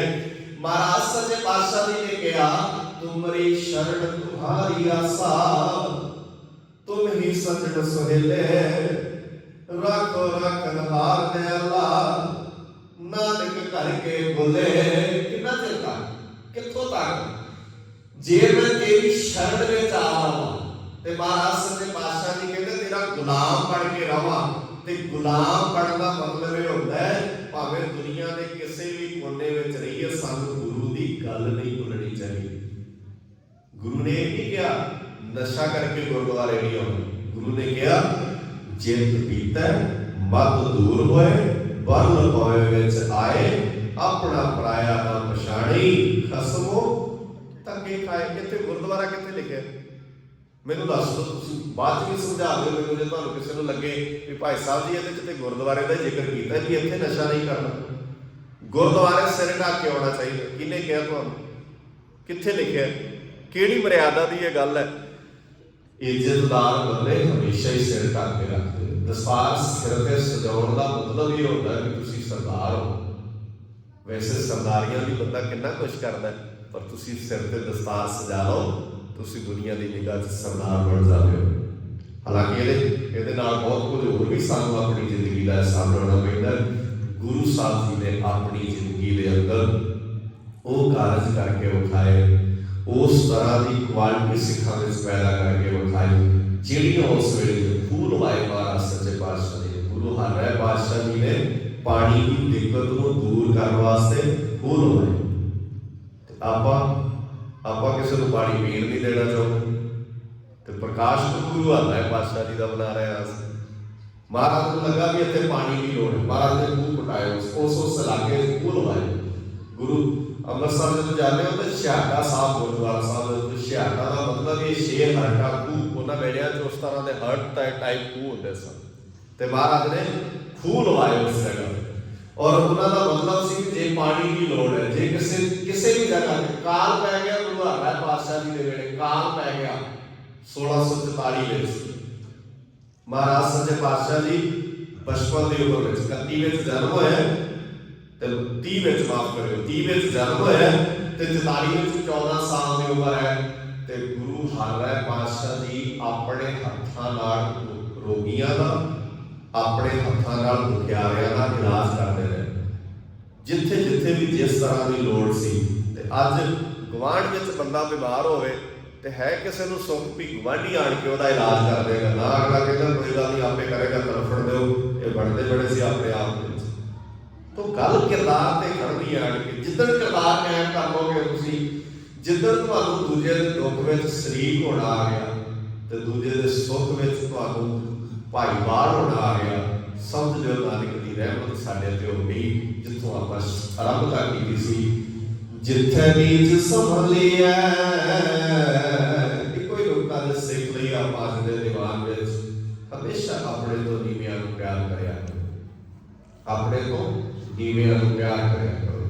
ਵੱਡਿਆਂ ਵੱਲ ਵੇਖਣਾ ਬੰਦ ਕਰ ਦਈਏ, ਆਪਣੇ ਨੀਵਿਆਂ ਨੂੰ। ਹਰ ਬੰਦਾ ਕਿੱਥੋਂ ਸ਼ੁਰੂ ਕਰ ਲਓ ਅੱਜ ਤੋਂ ਬਾਅਦ। ਜਿਹੜਾ ਤੁਹਾਡੇ ਜੇ ਰਿਸ਼ਤੇਦਾਰ ਤੁਹਾਡੇ ਤੋਂ ਕਮਜ਼ੋਰ ਹੈ, ਉਹਦੀ ਬਾਹ ਫੜ ਕੇ ਉਹਨੂੰ ਆਪਣੇ ਬਰਾਬਰ ਲਿਆਓ। ਜੇ ਗੁਆਂਢੀ ਤੁਹਾਡੇ ਤੋਂ ਕਮਜ਼ੋਰ ਹੈ, ਉਹਨੂੰ ਬਾਹ ਫੜ ਕੇ ਆਪਾਂ ਬਰਾਬਰ ਲਿਆਈਏ। ਜੇ ਕੋਈ ਪੜ੍ਹਾਈ ਵਿੱਚ, ਜਿੱਦਾਂ ਤੁਸੀਂ ਇੱਥੇ ਬੈਠੇ ਹੋ, ਪੜ੍ਹੇ ਲਿਖੇ ਬੱਚੇ, ਮੇਰੀਆਂ ਭੈਣਾਂ, ਮੇਰੇ ਵੀਰ ਬੈਠੇ ਨੇ, ਜੇ ਤੁਹਾਡੇ ਨਾਲ ਪੜ੍ਹਨ ਵਾਲਾ ਕੋਈ ਬੱਚਾ ਕਮਜ਼ੋਰ ਹੈ, ਉਹਨੂੰ ਪੜ੍ਹਾਈ ਵਿੱਚ ਆਪਣੇ ਬਰਾਬਰ ਲਿਆਓ। ਹਰ ਫੀਲਡ ਵਿੱਚ ਆਪਣੇ ਤੋਂ ਪਿੱਛੇ ਵਾਲੇ ਨੂੰ ਨਾਲ ਲੈ ਆਓ, ਆਪੇ ਸਮਾਜ ਸਵਰਗ ਬਣ ਜਾਣਾ। ਪਰ ਜਦੋਂ ਸਮਾਜ ਇਸ ਵਿਚਾਰਧਾਰਾ ਤੇ ਚੱਲਦਾ ਹੈ ਕਿ ਜਿੱਥੇ ਮੈਂ ਖੜਾ ਇੱਥੇ ਕੋਈ ਦੂਜਾ ਦਿਸਣਾ ਨਹੀਂ ਚਾਹੀਦਾ, ਉਸ ਵੇਲੇ ਸਮਾਜ ਦਾ ਘਾਣ ਹੁੰਦਾ ਹੈ। ਵੱਡੀਆਂ ਵੱਡੀਆਂ ਅੱਜ ਫੈਕਟਰੀਆਂ, ਵੱਡੇ ਵੱਡੇ ਧਨਾਢ ਬੰਦੇ, ਅੱਜ ਵੱਡੇ ਵੱਡੇ ਬਿਜ਼ਨਸਮੈਨ ਬੰਦੇ ਇਸ ਨੌਕਰੀ ਤੇ ਚੱਲਦੇ ਨੇ, ਇਸ ਆਈਡੀਓਲੋਜੀ ਤੇ ਚੱਲਦੇ ਨੇ। ਵੱਡਾ ਬਿਜ਼ਨਸ ਛੋਟੇ ਬਿਜ਼ਨਸ ਨੂੰ ਖਤਮ ਕਰ ਦੇਣਾ ਚਾਹੁੰਦਾ ਹੈ, ਵੱਡੇ ਮੁਲਕ ਛੋਟੇ ਮੁਲਕਾਂ ਨੂੰ ਖਤਮ ਕਰ ਦੇਣਾ ਚਾਹੁੰਦੇ ਨੇ, ਵੱਡੀ ਕਮਿਊਨਿਟੀ ਦੇ ਲੋਕ ਛੋਟੀਆਂ ਕਮਿਊਨਿਟੀਆਂ ਨੂੰ ਖਤਮ ਕਰ ਦੇਣਾ ਚਾਹੁੰਦੇ ਨੇ। ਤੇ ਦੁਨੀਆ 'ਚ ਇੱਕੋ ਹੀ ਗ੍ਰੰਥ ਹੈ ਜਿਹੜਾ ਦਵਾਈ ਦਿੰਦਾ, ਜਿੱਥੇ ਨੀਚ ਸੰਭਾਲੀਏ ਤਿੱਥੇ ਨਦਰ ਤੇਰੀ ਬਖਸ਼ੀਸ਼। ਜਿੱਦਣ ਵੱਡਾ ਨੀਵੇਂ ਨੂੰ ਨਾਲ ਤੋੜਨ ਲੱਗ ਪਿਆ, ਰਹਿ ਇੱਥੇ ਹੀ ਜਾਣਾ ਹੁੰਦਾ ਸਾਰਾ ਕੁਝ, ਇੱਥੇ ਹੀ ਛੱਡ ਕੇ ਕੁਝ ਨਹੀਂ ਲੈ ਕੇ ਜਾਣਾ ਇੱਥੋਂ। ਬਾਬਾ ਰਮਦਾਸ ਜੀ ਦਾ ਵੀ ਪ੍ਰਕਾਸ਼ ਪੁਰਬ ਹੈ, ਉਹਨਾਂ ਨੇ ਬਾਣੀ 'ਚ ਲਿਖਿਆ, ਕਾਤੋਂ ਮੇਰੀ ਮੇਰੀ ਕਰਦਾ ਫਿਰਦਾ ਪ੍ਰਾਣੀ, ਕਿਆ ਮੇਰਾ ਕਿਆ ਤੇਰਾ, ਜੈਸੇ ਤਰਵਣ ਤਰਵਣ ਪੰਖ ਵਸੇਰਾ। ਇੱਕ ਦਰਖਤ ਦੀ ਟਾਹਣੀ ਤੇ ਬੈਠੇ ਪੰਛੀ ਵਾਲਾ ਤੇਰਾ ਹਾਲ ਹੈ, ਤੇ ਤੇਰੇ ਸਾਹਮਣੇ ਇਸ ਦਰਖਤ ਦੀ ਟਾਹਣੀ ਤੇ ਵੇਖ ਫਰੀਦਾ, ਕਿੱਥੇ ਤੈਡੇ ਮਾਪਿਆ ਜਿਨੀ ਤੈ ਜੜਿਓ ਨੇ, ਤੈ ਪਾਸੋਂ ਲੱਦ ਗਏ ਤੂੰ ਅਜੇ ਨਾ ਪਤੀਲੇ ਹੋ। ਤੇਰੇ ਪਾਸੋਂ ਤੁਰ ਗਏ ਪਰ ਤੈਨੂੰ ਅਜੇ ਵੀ ਯਕੀਨ ਨਹੀਂ ਆਉਂਦਾ, ਅਜੇ ਵੀ ਤੂੰ ਭਰੋਸਾ ਨਹੀਂ ਕਰਦਾ। ਸੋ ਆਓ ਗੁਰੂ ਬਾਬੇ ਦੀ ਗੋਦ ਵਿੱਚ ਬਹਿ ਕੇ ਇਹ ਪ੍ਰਣ ਕਰੀਏ, ਅਸੀਂ ਆਪਣੇ ਤੋਂ ਨੀਵਿਆਂ ਨੂੰ ਗਲ ਲਾਉਣਾ, ਆਪਣੇ ਤੋਂ ਵੱਡਾ ਜੋ ਕਿਸੇ ਨੂੰ ਕੋਈ ਧਮਕਾਉਣਾ ਚਾਹੁੰਦਾ, ਕਿਸੇ ਨੂੰ ਕੋਈ ਮੁਕਾਉਣਾ ਚਾਹੁੰਦਾ, ਤੇ ਉਹਦੇ ਸਾਹਮਣੇ ਨਾਨਕ ਦੇ ਧੀਆਂ ਪੁੱਤ ਬਣ ਕੇ ਖੜਨਾ। ਇੱਦਾਂ ਨਹੀਂ ਤੈਨੂੰ ਧੱਕਾ ਕਿਸੇ ਨਾਲ ਕਰ ਦੇਣਾ, ਕਿਉਂਕਿ ਸਾਡੀ ਜ਼ਿੰਮੇਵਾਰੀ। ਕਈ ਬੰਦੇ ਕਹਿੰਦੇ ਨੇ ਅਸੀਂ ਠੇਕਾ ਥੋੜੀ ਲੈਣਾ, ਕਿਉਂਕਿ ਮੇਰੇ ਨਾਲ ਕਈ ਵਾਰ ਬੰਦਿਆਂ ਦੀ ਗੱਲਬਾਤ ਹੁੰਦੀ ਹੈ, तो कहते हैं भाई साहब जी आप कोई ठेका लिया सिखा ने भी आप इस समाज की सारिया समस्यावां का हल करना। तो मैं कहना हूँ हाँ ठेका तो लिया, जे ठेका ना लिया होता तो गुरु अर्जन साहब की तती तवी से क्यों नहीं, तो ठेका ही लिया तो टैंडर पता कितना वड्डा भरिया। जे ठेका ना लिया होता तो 7 साल के 9 साल के साहिबजादे नीहां च क्यों चढ़ाउंदे आ, ठेका ही तो लिया। गुरु साहब जी के नाम से कोई रौला नहीं सी ना बातों की। गुरु हरराय पातशाह जी के वेले औरंगजेब ने फरमान करता कि जिन्ने मंदिर ने भारत की धरती में पुराने इन्हां दी मुरम्मत ना की जाए तो नवे बन ना दिते जाण। औरंगजेब ने फरमान जारी करता गुरु हरराय पातशाह जी के वेले कि जिन्ने पुराने मंदिर ने इन्हां दी मुरम्मत ना कराई जाए तो नवे बन ना दिते जाण, क्योंकि राज इस्लाम दा सी उस वेले। राज में जो बंदा होता है दूसरे ढा ढा के अक्सर ही मारता। गुरु हरराय पातशाह जी ने औरंगजेब के नाल सीधी गल की और उहदियां अखां च अखां पा के उहनूं समझाया कि जे इन्हां नूं अपने धर्म स्थान ते बह के अपने धर्म स्थानां नूं कंप्लीट कर लई, मुकम्मल कर लई, मुरम्मत कर लई आग्या नहीं देगा तो गुरु नानक साहब पातशाह जी का घर इन्हां दे आप अपने हत्थी धर्म स्थान बनवाएगा। इन्हां नूं हक है बनाउण दा, इन्हां नूं बनाउणे चाहीदे ने। हाँ तेरा फर्ज ये बनता है कि तू राजा है ते प्रजा नूं सारे एक निगाह नाल वेख के, जे एक अख नाल सारी प्रजा नूं नहीं वेखेगा ते तेरा राज भाग बहुता चिर नहीं चलना। ਅਸੀਂ ਗੁਰੂ ਹਰਿ ਪਾਤਸ਼ਾਹ ਦੇ ਬਾਰੇ ਜਾਣਦੇ ਹੀ ਕੀ ਆ। ਅਸੀਂ ਤੇ ਕਦੀ ਗੌਰ ਹੀ ਨਹੀਂ ਕੀਤਾ ਕਿ ਸਾਡੇ ਇਹਨਾਂ ਮਹਾਨ ਨਾਇਕ 31 ਸਾਲਾਂ ਦੀ ਉਮਰ ਵਿੱਚ, ਸੋਚ ਕੇ ਵੇਖੋ, ਵਕਤ ਨਹੀਂ ਮੇਰੇ ਕੋਲ, ਔਰ ਇਸਲਾਮ ਉਸ ਵੇਲੇ ਜਿਹੜਾ ਇਸਲਾਮ ਹਕੂਮਤ ਹੈ ਨਾ ਉਸ ਵੇਲੇ, ਉਹਦਾ ਮਤਲਬ ਹੈ ਉਸ ਵੇਲੇ ਵਰਲਡ ਦੀ ਪਾਵਰ ਹੈ। ਨਿੱਕਾ ਮੋਟਾ ਰਾਜ ਨਹੀਂ ਸੀ ਇਸਲਾਮ ਦਾ। ਜਿਹੜੇ ਪੜ੍ਹੇ ਲਿਖੇ ਸਕਾਲਰ ਨੇ ਨਾ ਇਸਲਾਮ ਦੇ, ਉਹ ਅੱਜ ਵੀ ਮੰਨਦੇ ਨੇ ਜੇ ਸਿੱਖ ਪੈਦਾ ਨਾ ਹੁੰਦੇ ਤਾਂ ਸ਼ਾਇਦ ਅੱਜ ਤੱਕ ਪੂਰੀ ਦੁਨੀਆ 'ਚ ਇਸਲਾਮ ਦਾ ਰਾਜ ਹੁੰਦਾ। ਅਸੀਂ ਕਿਸੇ ਦੇ ਰਾਜ ਦੇ ਵਿਰੋਧੀ ਨਹੀਂ ਹਾਂ। ਮੇਰੀ ਬਹੁਤ ਸਾਰੇ ਇਸਲਾਮਿਕ ਵੀਰਾਂ ਨਾਲ ਵੀ ਗੱਲ ਹੁੰਦੀ ਹੈ। ਮੈਂ ਉਹਨਾਂ ਨੂੰ ਕਹਿੰਦਾ, ਤੁਸੀਂ ਕਹਿੰਦੇ ਹੋ ਸਿੱਖਾਂ ਨੇ ਸਾਨੂੰ ਰਾਜ ਨਹੀਂ ਕਰਨ ਦਿੱਤਾ, ਪਰ ਅਜੇ ਵੀ ਬੇਈਮਾਨੀ ਕਰਦੇ ਹੋ। ਤੁਸੀਂ ਕਹੋ ਤੁਹਾਡੇ ਰਾਜਿਆਂ ਨੂੰ ਰਾਜ ਕਰਨਾ ਨਹੀਂ ਆਇਆ, ਇਹ ਕਹੋ। ਇਹ ਨਾ ਕਹੋ ਸਿੱਖਾਂ ਨੇ ਨਹੀਂ ਕਰਦੇ, ਸਿੱਖ ਤਾਂ ਰਾਜ ਹੀ ਨਹੀਂ ਕਰਦੇ ਸਨ। ਅਸੀਂ 17 ਵਾਰ ਦਿੱਲੀ ਜਿੱਤੀ ਤੇ ਜਿੱਤ ਕੇ ਫਿਰ ਵਾਪਸ ਆ ਜਾਂਦੇ ਨੇ। ਅਸੀਂ ਤੇ ਇਦਾਂ ਨਹੀਂ, ਜਿੱਤ ਕੇ ਦਿੱਲੀ ਅਗਲਿਆਂ ਨੂੰ ਇੱਕ ਵਾਰ ਅਹਿਸਾਸ ਕਰਾਉਣਾ ਵੀ ਆ ਲਓ ਮਿੱਤਰੋ, ਜਿੱਤ ਲਈ ਦਿੱਲੀ ਅਸੀਂ। ਤੇ ਜਿੱਦਣ ਦਿੱਲੀ ਦੇ ਖਾਲਸੀ ਨਿਸ਼ਾਨ ਝੁੱਲ ਜਾਣਾ, ਅਸੀਂ ਖਾਲਸੇ ਨਿਸ਼ਾਨ ਝੁਲਾ ਕੇ ਫਿਰ ਸਿੱਖਾਂ ਨੇ ਆਣ ਕੇ ਆਪਣੇ ਦਰਬਾਰ ਸਾਹਿਬ ਬੈਠ ਜਾਣਾ। ਕਮਾਲ ਦੀ ਗੱਲ ਨਹੀਂ ਹੈ। ਅਗਲਾ ਬੰਦਾ ਨਿੱਕੀ ਜਿਹੀ ਚੀਜ਼ ਤੇ ਕਬਜ਼ਾ ਕਰ ਲੈ ਤੇ ਆਪਣਾ ਨਾਂ ਲਿਖ ਕੇ ਰੱਖ ਲੈ। ਅਸੀਂ ਦੀ ਦਿੱਲੀ ਦੀ ਸਲਤਨਤ ਸਾਡੇ ਪੁਰਖਿਆਂ ਨੇ 17 ਵਾਰ ਜਿੱਤੀ ਤੇ ਜਿੱਤ ਕੇ ਫਿਰ ਛੱਡ ਆਉਂਦੇ ਰਹੇ। ਮੁਹੰਮਦ ਸ਼ਾਹ ਰੰਗੀਲੇ ਦੇ ਵੇਲੇ ਦਿੱਲੀ ਤੇ ਬਘੇਲ ਸਿੰਘ ਨੇ ਕਬਜ਼ਾ ਕੀਤਾ ਤੇ ਦਿੱਲੀ ਤੇ ਕਬਜ਼ਾ ਕਰਨ ਤੋਂ ਬਾਅਦ ਮੁਹੰਮਦ ਰੰਗੀਲੇ ਦੀ ਪਤਨੀ ਨੇ ਆਣ ਕੇ ਹੱਥ ਜੋੜੇ ਸਰਦਾਰ ਬਘੇਲ ਸਿੰਘ ਦੇ ਸਾਹਮਣੇ ਵੀ ਅਸੀਂ ਗਰੀਬੜੇ ਕਿੱਥੇ ਜਾਵਾਂਗੇ, ਇੱਥੇ ਅਸੀਂ ਆਪਣੇ ਬੱਚੇ ਪਾਲਣੇ, ਰਾਜ ਭਾਗ ਕੀਤਾ, ਤੁਸੀਂ ਕਹਿੰਦੇ ਇੱਥੇ ਵੀ ਨਹੀਂ ਰਹਿਣ ਦੇਣਾ। ਤੇ ਇੱਕ ਭੈਣ ਦੇ ਕਹਿਣ ਤੇ, ਇੱਕ ਔਰਤ ਦੇ ਕਹਿਣ ਤੇ ਹੀ ਗੁਰੂ ਸਾਹਿਬ ਜੀ ਦਾ ਉਹ ਪਿਆਰਾ ਸਿੰਘ ਕਹਿੰਦਾ ਜਾਓ ਛੱਡੀ ਦਿੱਲੀ ਤੁਹਾਨੂੰ ਕਰ ਲਓ ਰਾਜ ਜਿਹੜਾ ਤੁਸੀਂ ਕਰਨਾ। ਅਸੀਂ ਏਦਾਂ ਨਹੀਂ, ਸਾਡਾ ਕਿਰਦਾਰ ਏਦਾਂ ਦਾ। ਅਸੀਂ ਇਸ ਤੇ ਉਹ ਕਹਿੰਦੇ ਨੇ ਸਿੱਖਾਂ ਨੇ ਰਾਜ ਨਹੀਂ ਕਰ ਦਿੱਤਾ। ਮੈਂ ਕਹਿੰਦਾ ਨਹੀਂ, ਤੁਹਾਨੂੰ ਰਾਜ ਕਰਨਾ ਨਹੀਂ ਆਇਆ। ਇਸਲਾਮਿਕ ਰਾਜ ਦੇ ਸਭ ਤੋਂ ਵੱਡੀ, ਅਸਲ ਵਿੱਚ ਤੁਸੀਂ ਰਾਜ ਭਾਗ ਨੂੰ ਖਤਮ ਕਰਨ ਦਾ ਗੁਨਾਹ ਕਰ ਬੈਠੇ। ਜਿੱਦਣ 80 ਸਾਲ ਦੀ ਬਜ਼ੁਰਗ ਬੇਬੇ ਤੇ 7 ਸਾਲ ਦੇ ਫਤਿਹ ਸਿੰਘ ਨੂੰ ਤੁਸੀਂ ਨੀਹਾਂ 'ਚ ਚਿੜ ਗਿਆ। ਇਹ ਕੌਣ ਤੁਹਾਡਿਆਂ ਤੋਂ ਗਲਤੀ ਹੋਈ ਹੈ? ਤੁਸੀਂ ਕਹਿੰਦੇ ਹੋ ਤੁਸੀਂ ਨਹੀਂ ਰਾਜ ਕਰ ਦਿੱਤਾ ਸਾਨੂੰ, ਤੇ ਜਿਹੜੇ ਹੋਣਾ ਰਾਜ ਕਰਦੇ ਫਿਰਦੇ ਨੇ ਨਾ, ਤੇ ਕਹਿੰਦੇ ਨੇ ਅਸੀਂ ਰਾਜ ਕਰਨਾ ਹੈ, ਅਸੀਂ ਰਾਜ ਕਰਨਾ ਹੈ। ਤੇ ਇਹਨਾਂ ਨੂੰ ਵੀ ਚੇਤਾ ਕਰ ਲੈਣਾ ਚਾਹੀਦਾ, ਰਹਿ ਜਿੱਥੇ ਔਰੰਗਜ਼ੇਬ ਵਰਗੇ ਵੀ ਨਹੀਂ ਰਹਿ ਤੇ ਇੱਥੇ ਉਹ ਵੀ ਨਹੀਂ ਜਿਹੜੇ ਕਹਿੰਦੇ ਅਸੀਂ ਆਪਣੇ ਨਾਮ ਦਾ ਸਿੱਕਾ ਲਾ ਕੇ ਜਾਣਾ ਤੇ ਰਹਿਣਾ ਇੱਥੇ ਮਿੱਤਰੋ ਕਿਸੇ ਨੇ ਨਹੀਂ। ਅੱਜ ਜਿਹੜਾ ਔਰੰਗਜ਼ੇਬ ਕਹਿੰਦਾ ਸੀ ਸਿੱਖਾਂ ਦਾ ਨਾਮੋ ਨਿਸ਼ਾਨ ਮਿਟਾ ਦੇਣਾ ਹੈ, ਉਹ ਤੁਸੀਂ ਦੱਸੋ ਸਰਹੱਦ ਜਦੋਂ ਹਰ ਸਾਲ ਦਸੰਬਰ ਦਾ ਮਹੀਨਾ ਆਉਂਦਾ ਹੈ, ਵਜ਼ੀਰ ਖਾਨ ਦਾ ਕੋਈ ਬੰਦਾ ਦਿਸਦਾ, ਜੇ ਵਜ਼ੀਰ ਖਾਨ ਵਾਲੇ ਜਿਹੜੇ ਇਸਲਾਮ ਨਾਲ ਸੰਬੰਧਿਤ ਵੀਰ ਵੀ ਹੁੰਦੇ ਨੇ ਨਾ, ਉਹ ਜਦੋਂ ਸਰਹੱਦ ਦਾ ਵੇਲਾ ਆਉਂਦਾ ਤੇ ਉੱਥੇ ਲੰਗਰ ਲਾ ਕੇ ਸਾਹਿਬਜ਼ਾਦਿਆਂ ਨੂੰ ਯਾਦ ਕਰ ਰਹੇ ਹੁੰਦੇ ਨੇ। ਤੇ ਮੈਂ ਕਿਹਾ ਸੀ ਪਿਛਲੇ ਦਿਨੀ ਸ਼ਹੀਦੀ ਹਫ਼ਤਾ ਮਨਾਉਂਦੇ ਆ, ਮੈਂ ਕਿਹਾ ਇਹਨਾਂ ਇਸਲਾਮਿਕ ਵੀਰਾਂ ਨੂੰ ਕਹੋ ਇੱਕ ਵਾਰ ਕਹਿ ਕੇ ਵਿਖਾਉਣ ਵਜ਼ੀਰ ਖਾਨ ਨੇ ਬੜਾ ਕਮਾਲ ਦਾ ਕੰਮ ਕੀਤਾ। ਉਹਨਾਂ ਦੇ ਧਰਮ ਦੇ ਬੰਦੇ ਵੀ ਆਪਣੇ ਬੰਦਿਆਂ ਨੂੰ ਚੰਗਾ ਕਹਿਣ ਦੀ ਰਾਜ਼ੀ ਨਹੀਂ, ਕਿਉਂਕਿ ਗੱਲ ਹੀ ਗੁਨਾਹ ਵਾਲੀ ਹੈ ਉਹ। ਤੇ ਸਾਡੇ ਬੱਚਿਆਂ ਦਾ ਨਾਮ ਅੱਜ ਉਸ ਧਰਤੀ ਤੇ ਮਸਜਿਦ ਵਿੱਚ ਨਮਾਜ਼ ਪੜ੍ਹਨ ਵਾਲਾ ਵੀ ਲੈਂਦਾ ਹੈ। ਔਰੰਗਜ਼ੇਬ ਜੇ ਤੂੰ ਕਬਰਾਂ ਦੇ ਵਿੱਚੋਂ ਕਿਤੇ ਵੇਹਦਾ ਹੋਵੇ, ਵਜ਼ੀਰ ਖਿਆ ਤੇ ਤੇਰੀ ਰੂਹ ਵੇਖਦੀ ਹੋਵੇ, ਤੇ ਕਿਤੇ ਨਿਗਾਹ ਮਾਰ ਕੇ ਵੇਖ ਸਾਡੇ ਸਾਹਿਬਜ਼ਾਦਿਆਂ ਦੇ ਜਕਾਰੇ ਅੱਜ ਵੀ ਗੂੰਜਦੇ ਨੇ, ਤੇਰਾ ਇਸਲਾਮਿਕ ਨਾਰਾ ਉੱਥੇ ਨਹੀਂ ਗੂੰਜਦਾ। ਹਾਲਾਂਕਿ ਕਿਸੇ ਵਿਅਕਤੀ ਵਿਸ਼ੇਸ਼ ਨਾਲ ਸਾਨੂੰ ਕੋਈ ਨਫ਼ਰਤ ਨਹੀਂ, ਸਾਡੇ ਚ ਗੁਣ ਰਹਿੰਦੇ। ਅਸੀਂ ਪਿਆਸੇ ਲਈ ਪਾਣੀ ਦਾ ਪ੍ਰਬੰਧ ਕਰ ਦਿੰਦੇ ਔਰ ਅਸੀਂ ਇਹ ਨਹੀਂ ਵੇਖਦੇ ਕਿ ਜਦ ਕਰੋਨਾ ਆਇਆ ਪੂਰੀ ਦੁਨੀਆ ਨੇ ਮੰਨਿਆ। ਅਮਰੀਕਾ ਦੇ ਰਾਸ਼ਟਰਪਤੀ ਨੇ ਕਿਹਾ ਜੇ ਸਿੱਖ ਨਾ ਹੁੰਦੇ ਤੇ ਕਰੋਨਾ ਵਰਗੀ ਮਹਾਮਾਰੀ ਦੁਨੀਆ ਨੂੰ ਬਹੁਤ ਵੱਡਾ ਨੁਕਸਾਨ ਪਹੁੰਚਾਉਣੀ। ਮੈਂ ਦਿੱਲੀ ਆਪਣੇ ਅੱਖਾਂ ਨਾਲ ਵੇਖਿਆ, ਆਪਣੇ ਕੰਨਾਂ ਨਾਲ ਸੁਣਿਆ, ਜਿਨ੍ਹਾਂ ਦੇ ਬੱਚੇ ਡਾਕਟਰ ਸਨ ਤੇ ਉਹਨਾਂ ਦੇ ਮਾਪੇ ਕਹਿੰਦੇ ਸੀ ਪੁੱਤ ਛੱਡ ਦਿਓ ਹਸਪੀਟਲ ਨਾ ਜਾਇਆ ਕਰੋ, ਘਰ ਰਿਹਾ ਕਰੋ, ਨਹੀਂ ਜਾਣਾ ਆਪਾਂ ਹਸਪੀਟਲ, ਕਿਉਂਕਿ ਬਿਮਾਰੀ ਰੌਲਾ ਵੀ ਇੰਨਾ ਪੈ ਗਿਆ ਸੀ, ਬਿਮਾਰੀ ਫੈਲ ਰਹੀ ਹੈ। ਤੇ ਗੁਰਦੁਆਰਾ ਸਾਹਿਬ ਨੇ ਗੇਟ ਖੋਲ੍ਹਤੇ, ਸੇਵਾਦਾਰਾਂ ਨੇ ਕਿਹਾ ਜਿਹੜੇ ਬੱਚੇ ਘਰ ਨਹੀਂ ਜਾ ਸਕਦੇ ਉਹ ਗੁਰਦੁਆਰੇ ਆ ਜਾਓ, ਉਹਨਾਂ ਦਾ ਪ੍ਰਬੰਧ ਵੀ ਰਹਿਣ ਦਾ ਸਾਰਾ ਕੀਤਾ ਜਾਏਗਾ, ਉਹਨਾਂ ਨੂੰ ਹਸਪੀਟਲ ਛੱਡ ਕੇ ਵੀ ਆਵਾਂਗੇ ਤੇ ਹਸਪੀਟਲੋਂ ਲੈ ਕੇ ਆਵਾਂਗੇ, ਤੇ ਹੁੰਦਾ ਕਰੋਨਾ ਤੇ ਹੁੰਦਾ ਹੈ ਸਾਨੂੰ। ਇਹ ਹੈ ਸਾਡੀ ਕੌਮ, ਸਾਡਾ ਕਿਰਦਾਰ ਅਸਲ ਵਿੱਚ ਇਹ ਹੈ।